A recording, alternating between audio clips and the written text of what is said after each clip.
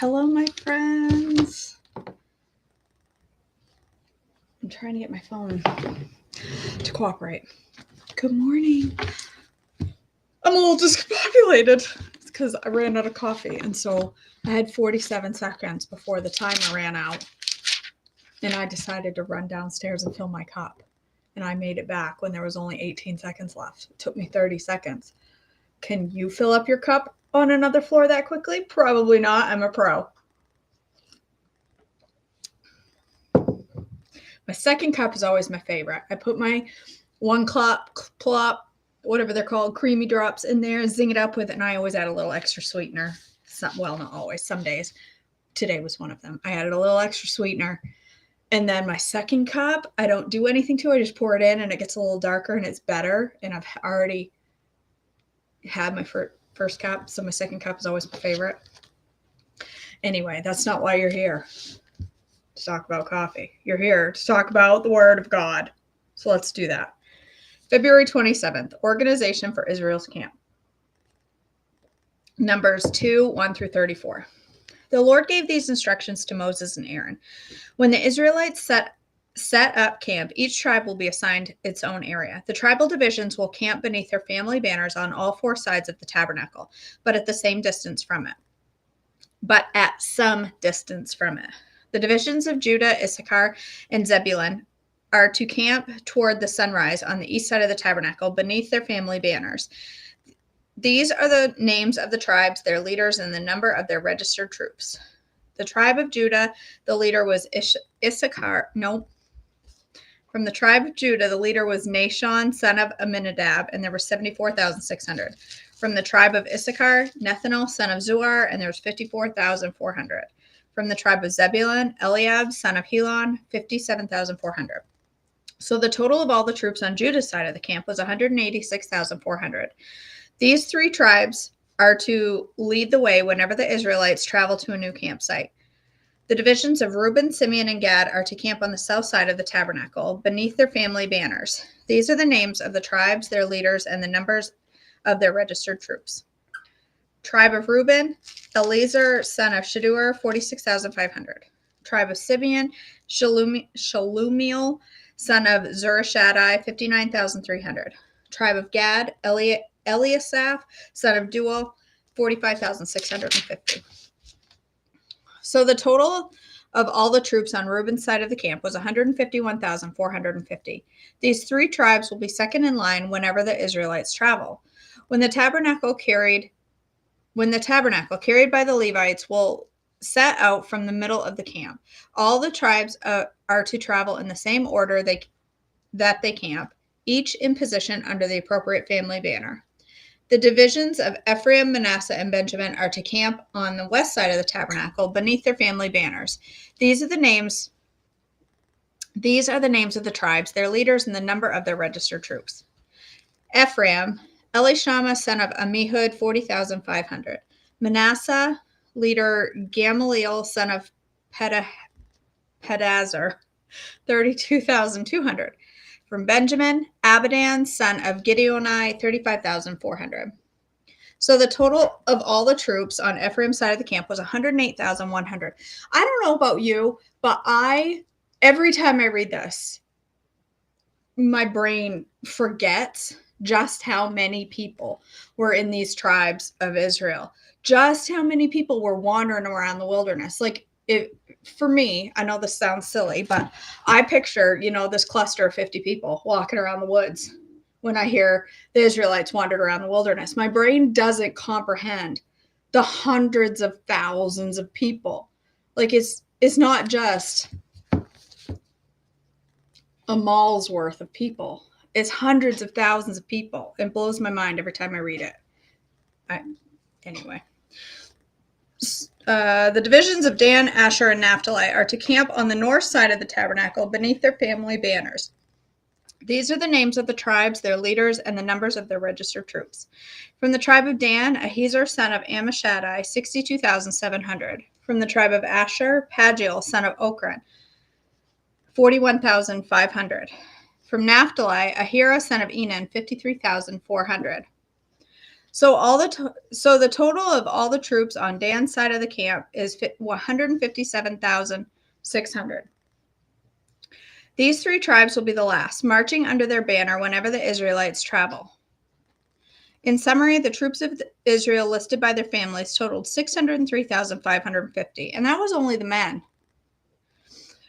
But as the Lord had commanded, the Levites were not included in this registration. So the people of Israel did everything as the Lord had commanded Moses. Each clan and family set up camp and marched under their banner exactly as the Lord had instructed them. Levites appointed for service, Numbers 3, 1 through 13. This is the family line of Aaron and Moses as it was recorded when the Lord spoke to Moses on Mount Sinai. The names of Aaron's sons were Nadab, the oldest, Abihu, Eleazar, and Ithamar. The names of the sons of Aaron were anointed and ordained to minister as priests. But Nadab and Abihu died in the Lord's presence in the wilderness of Sinai when they burned before the Lord the wrong kind of fire, different than he had commanded. Since they had no sons, this left only Eleazar and Ithamar to serve as priests with their father Aaron. Then the Lord said to Moses, "Call forward the tribe of Levi and present them to Aaron the priest to serve as his assistants. They will serve Aaron and the whole community, performing their sacred duties in and around the tabernacle. They will also maintain all the furnishings of the sacred tent, serving in the tabernacle on behalf of all the Israelites. Assign the Levites to Aaron and his sons. They have been given from among all the people of Israel to serve as their assistants. Appoint Aaron and his sons to carry out the duties of the priesthood. But any unauthorized person who goes too near the sanctuary must be put to death." And the Lord said to Moses, "Look, I have chosen the Levites from among the Israelites to serve as a substitute for all the firstborn sons of the people of Israel. The Levites belong to me, for all the firstborn males are mine.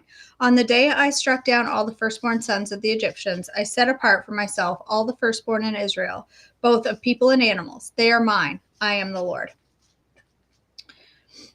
The census of the Levites, Numbers 3:14 through 39. The Lord spoke again to Moses in the wilderness of Sinai. He said, "Record the names of the members of the tribe of Levi by their families and clans. List every male who is 1 month old or older." So Moses listed them just as the Lord had commanded.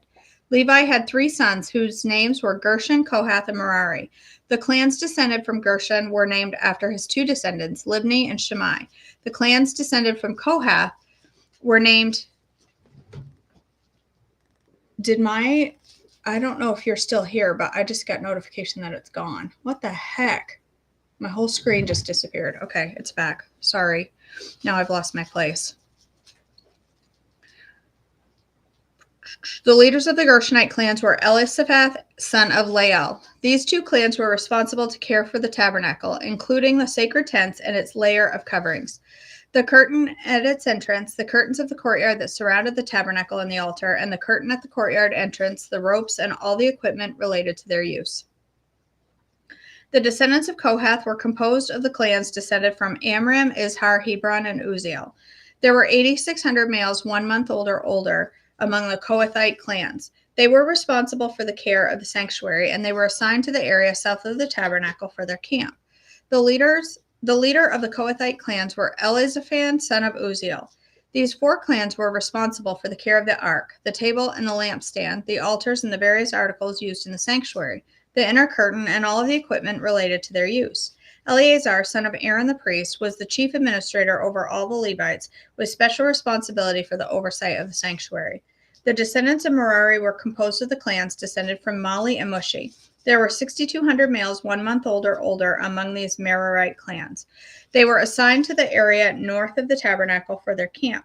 The leader of the Merarite clans was Zuriel and Abihail. These 2 clans were responsible for the care of the frames supporting the tabernacle, the crossbars, the pillars, the bases, and all the equipment related to their use. They were also responsible for the posts of the courtyard and all their bases, pegs, and ropes. The area in front of the tabernacle in the east towards the sunrise was reserved for the tents of Moses and Aaron and his sons, who had the final responsibility for the sanctuary on behalf of the people of Israel. And anyone other than a priest or Levite who went too near the sanctuary was to be put to death. When Moses and Aaron counted the Levite clans at the Lord's command, the total number was 22,000 males 1 month old or older. redeeming the firstborn sons. Excuse me. Numbers 30, verse 40 through 51. Then the Lord said to Moses, now count all the firstborn sons in Israel who are 1 month old or older and make a list of all their names. The Levites must be reserved for me as a substitute for the firstborn sons of Israel. I am the Lord. And the Levites' livestock must be reserved for me as a substitute for the firstborn livestock of the whole nation of Israel. So Moses counted the firstborn sons of the people of Israel, just as the Lord had commanded. The number of firstborn sons who were 1 month old or older was 22,273. Then the Lord said to Moses, take the Levites as substitutes for the firstborn sons of the people of Israel, and take the livestock of the Levites as substitutes for the firstborn livestock of the people of Israel. The Levites belong to me. I am the Lord. There are 273 more firstborn sons of Israel than there are Levites. To redeem these extra firstborn sons, collect 5 pieces of silver for each of them, each piece weighing the same as the sanctuary shekel, which equals 20 gerah. Give the silver to Aaron and his sons as the redemption price for the extra firstborn sons. So Moses collected the silver for redeeming the firstborn sons of Israel, who exceeded the number of Levites. He collected 1,365 pieces of silver on behalf of these firstborn sons of Israel, each piece weighing the same as the sanctuary shekel. And Moses gave the silver for the redemption to Aaron and his sons, just as the Lord had commanded.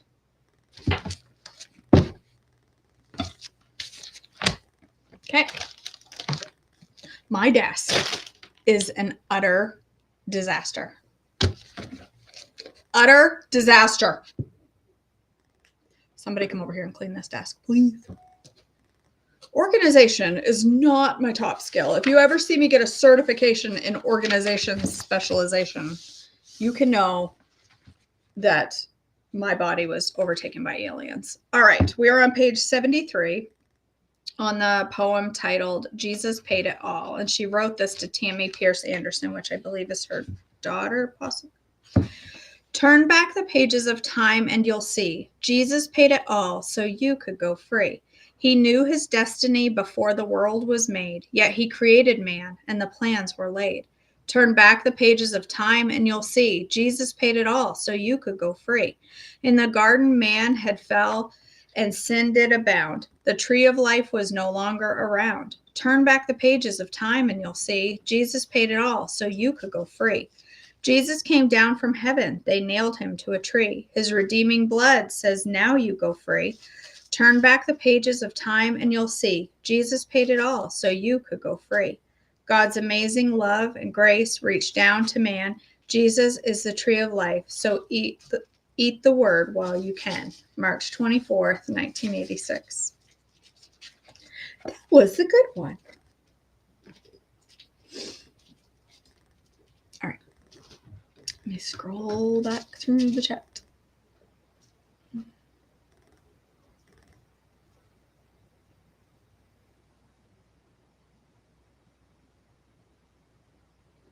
Isn't that cool, Anita?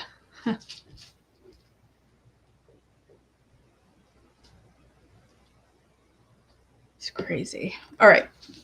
Dad had his ultrasounds of his heart and carotid arteries, making sure there are no clots that can cause another stroke, praying all is clear. He's having those ultrasounds today. Oh, man. I think I'd be too embarrassed, Sarah, to let anybody actually organize my mess. They'd be like, really? Do you need 16 pages of notes spread all? Listen. This is how organized I am, okay? A few days ago, I scheduled a dog grooming appointment and I failed to put it in my motion calendar. I have a motion calendar and it's the only way my brain can survive running a business is with my motion calendar. And so I forgot to put my dog grooming appointment in there. And within 2 hours of creating the appointment, I'd forgotten that I'd created the appointment and started looking up dog groomers. And then my husband said, I think you made an appointment. I did. And then I went a couple of days and Tony said, I think you forgot the dog appointment. I think we missed the dog appointment. I'm like, I hope not. but I don't remember where I made it or what it was. I still don't know where I made it. I got to look through Groomers and see if I recognize the Facebook page anywhere. But I came to my desk and looked through this pile of papers and saw this little note in the corner that says 29th, 7:30, bring vaccinations. That has to be for the dog. So now I know the appointment is 29th at 7:30 and I need to bring his vaccinations. And I know it's him because I found his vaccination record from my past vet. So apparently I emailed the vet and asked for the vaccinations, even though I don't remember doing that. I need help, y'all. I need some brain supplements up here. So I found it, but I still have no idea where the vet appointment or where the grooming appointment is. So I need to go Google groomers in my town and see if I recognize a website or see if Google shows me where I clicked on one.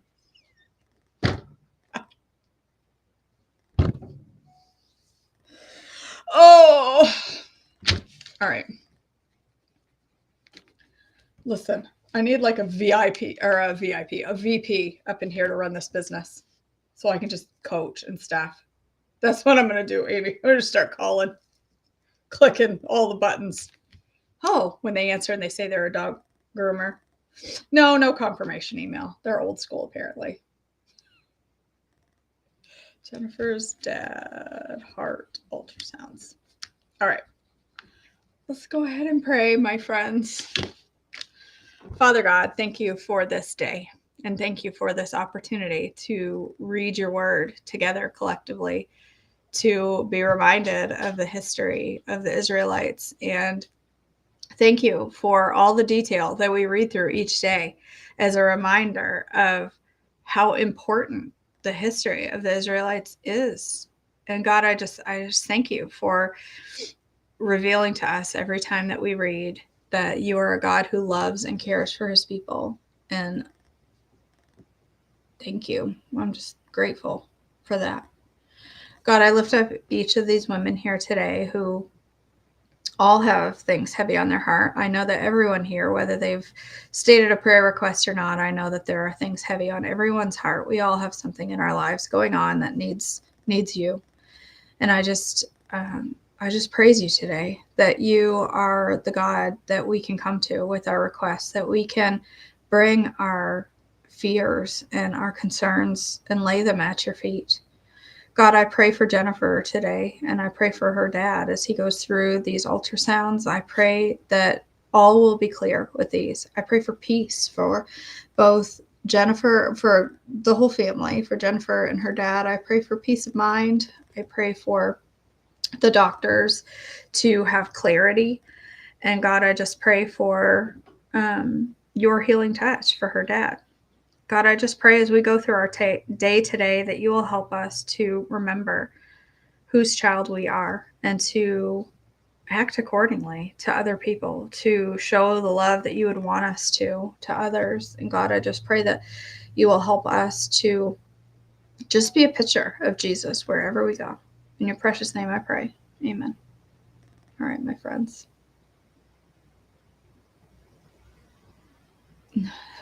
You're not the only one. I'm 43 and I've noticed this in myself. It's scary sometimes. I'm like, if I'm going like this now, I know.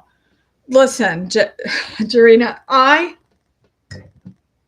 am a little terrified about my future. I know I've always been a little like,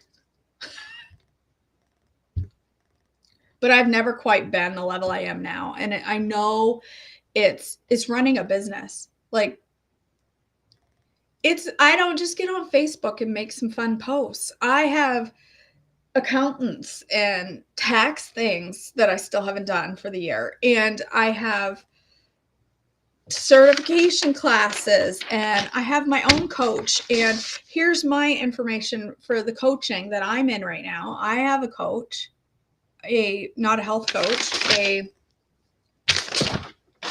here she is. This is her. She's in this pile of papers here. This is her book. She gives us a new book every month. And we need to work on it. Okay.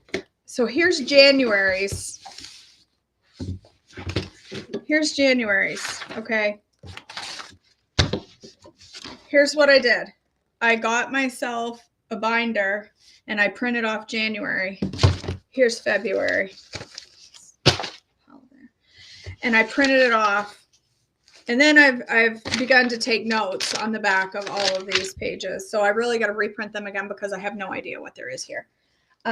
So here's January.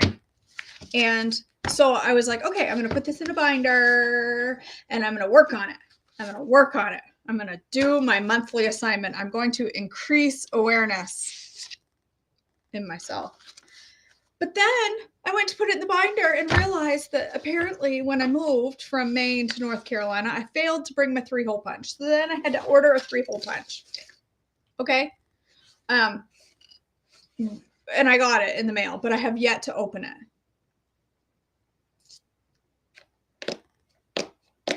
Yeah, it's probably hormones, Anita. My testosterone's in the gutter. I blame everything on my testosterone right now. Weight gain, frustration, hair falling out, dry skin, annoyance with people, tiredness. It's basically all my testosterone. All right. I love you guys. Thanks for joining me. Thanks for following along, even though you know that I am an utter disaster. I will not be live. I think that's what this is, Anita. I will not be live this morning because I have found a doctor. And she's a Christian. And she's a concierge doctor. Doesn't that sound fancy? Concierge doctor. You have to say it with an accent to make it more fancy. And it's a husband and a wife, Delio, and she's a traditional doctor, and her husband is a functional medicine doctor. So you need a little functional stuff, you go over here. You need a little regular anxiety meds, you go over here. So it's a nice balance between the two, and it's less than a mile from my house. And she lives in my subdivision. So I found me a doc. And I have to go do a 2-hour meet and greet this morning, go through all of my history and talk about all of my issues and be like, yes, I'm an utter mess and my hormones are in the gutter and I pee myself all day long. So I have to go talk about all those things today. That'll be fun. And then I have a whole 82 things on my calendar for later today. But they have Polly. Okay, good to know. Good to know. I hope they'll change my life as well. I just need a little focus. I probably need less coffee. Is ultimately what I need is less coffee. All right, I've talked long enough. I love you all. I hope you have an amazing Tuesday. Go stay on plan. Don't be going off plan on Tuesday. There's no need of that nonsense. And I'll be back tomorrow. Hi, Sebastian. Yes, hi. I'll be back tomorrow. And tomorrow, where's my phone? Possibly, I may be able to cook breakfast live tomorrow. Let me look at my motion calendar. I think I might be able to actually cook breakfast live tomorrow. Possibly. Tomorrow is Wednesday the 28th. It appears I can do it tomorrow. So I hope to see you all then. I love you guys. Thanks for joining me for devotions. I'll see you back soon.